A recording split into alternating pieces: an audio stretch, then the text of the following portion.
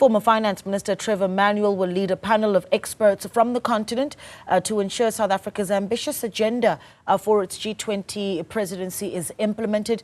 Now, South Africa is pushing for the G20 bloc to compel the IMF and the World Bank, among others, to change the way they offer developmental loans to poor countries. Business editor Xolani Mbanjwa has more. So the first meeting of the G20 under South Africa's presidency has come and gone. This meeting has discussed a number of issues, including artificial intelligence, climate finance, and the reconfiguration of multilateral finance institutions such as the World Bank and the IMF. We will appoint a panel of experts, of African experts, which will be led by Minister Trevor Manuel, whose work will be to ensure that the vital work of this finance track is supported. As you are aware, Minister Manuel has also been appointed by the United Nations. For us, it's quite important that there will be synergy between our work and that work of the United Nations.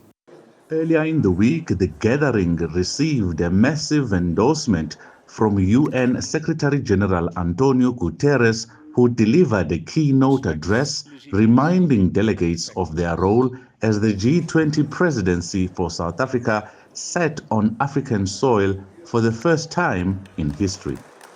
The G20 must lead on delivering financial justice. As you know well, financing is fundamental, from inclusive economic growth to supporting industrialization and food security or addressing inequalities. The Pact for the Future includes commitments that provide a roadmap to reform global financial institutions. While the United Nations chief told delegates he is confident Africa will get a permanent seat on the UN Security Council, he added that the likes of the IMF and the World Bank still represent the world of 1945, soon after the Second World War. He added that such institutions are far from having a fair distribution of finance, which takes into account relief for highly indebted African nations, where debt by African governments has gone from $485 billion in 2012 to $1.8 trillion today.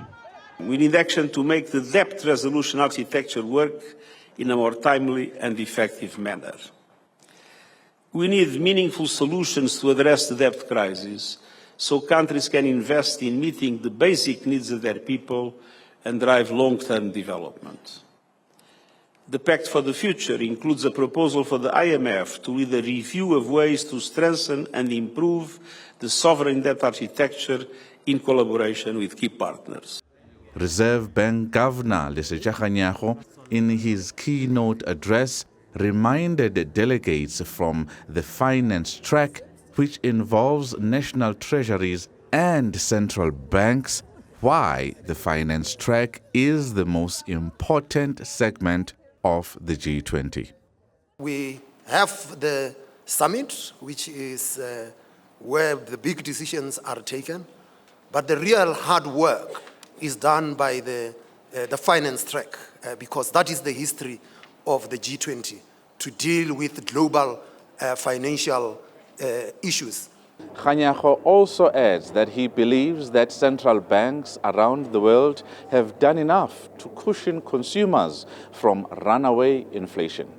There are many central banks in the advanced economies that tried to convince themselves that inflation was not persistent, that it was transitory, and but they soon realized that the inflation monster is here with us, and central banks eventually responded to that, and we are now talking about the disinflation process, and across the globe, inflation is coming down.